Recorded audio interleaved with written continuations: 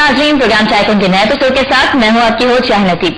नाज़रीन, हमारी सोच, हमारी फिक्र हमारी ताकत होती है, हमारी सोच एनर्जी है और यही आपकी सोच होती है, यही हमारी सोच होती है जिसके बिना पर हम अपनी दुनिया बनाते हैं या अपनी दुनिया तोड़ देते हैं। अभी हम पर डिपेंड करता है अपनी सोच को पॉजिटिव इस्तेमाल करें या नेगेटिव इस्तेमाल करें। आज टाइकोन में जिस शख्स से आपकी मुलाकात करवा रहे हैं उनसे भी जानेंगे कि उन्होंने अपनी सोच को किस तरह से इस्तेमाल किया और किस तरह से अपनी पॉजिटिव सोच को इस्तेमाल करते हुए कामयाबी के बुलंदे तक पहुंचे हैं। आज आपकी मुलाकात हम करवा रहे हैं असद उमर साहब से, एंग्रो केमिकल के CEO। उनको वेलकम करते हैं अपने प्रोग्राम में। अस्सलाम वालेकुम। असद साहब, सबसे पहले तो हम एंग्रो केमिकल के हवाले से बात करते चलें ताकि जो लोग नहीं भी जानते हैं, वैसे सब जानते हैं एंग्रो का नाम, तो भी जान लें कि मेन एंग्रो जो है क्या क्या सर्विसेज दे रहा है, क्या क्या डेवलपमेंट साइट पे हो रही है।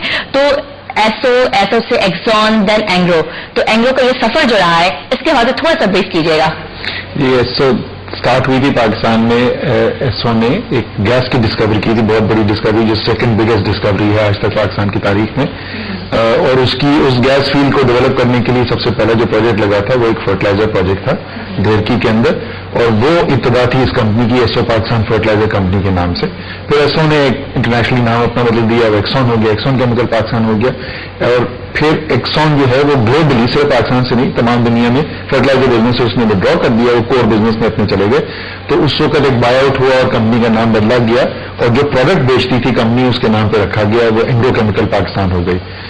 तो शुरू में तो जाहिर है सिर्फ ये एक फर्टिलाइजर बनाने वाली कंपनी थी, उसके बाद से डाइवर्सिफिकेशन हुई है। अब इस वक्त हमारे पास जो बिजनेसेस हैं उसके अंदर फूड्स है, एनर्जी पावर जनरेशन का बिजनेस है, केमिकल टर्मिनलिंग है, PVC manufacturing, caustic soda manufacturing है।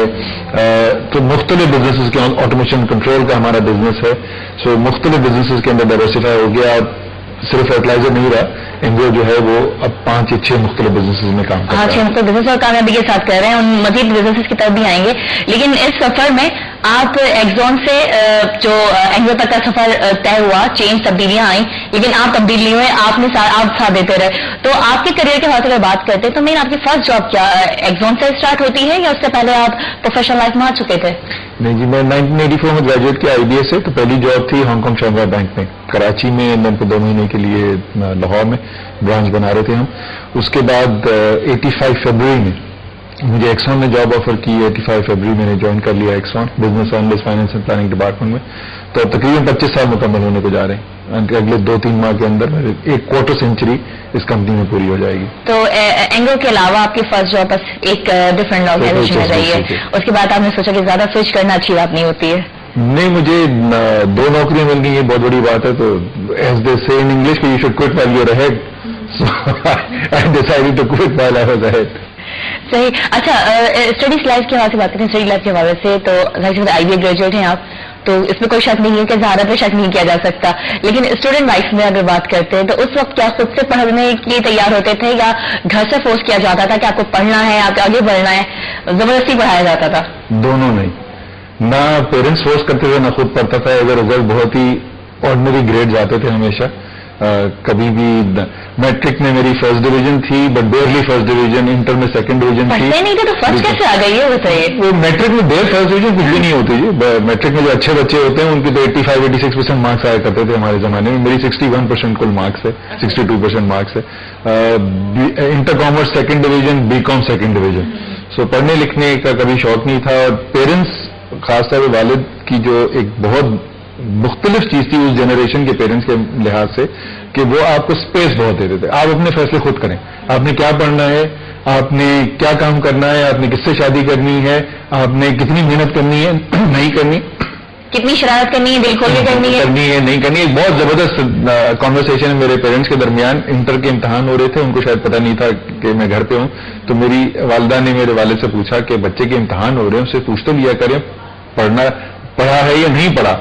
और उन्होंने जवाब दिया कि बड़ा बच्चा है, पढ़ना होगा तो पढ़ लिया होगा। That was his approach life. और वो फ्रीडम से होता ही है कि शॉर्ट टर्म परफॉर्मेंस इफेक्ट होती है। शायद अगर वो मुझे डंडे मारते तो मेरे इंटर में फर्स्ट डिवीजन आ जाती, लेकिन आप में वो मैच्योरिटी, वो सलाहियत, वो रिस्पॉन्सिबिलिटी, वो जो ग्रोथ एक इंडिविजुअल की होती है वो नहीं होती। डिपेंडेंट हो जाता है कि हाँ अगर डांट पड़ेगी तो पढ़ना है, अदरवाइज नहीं पढ़ना।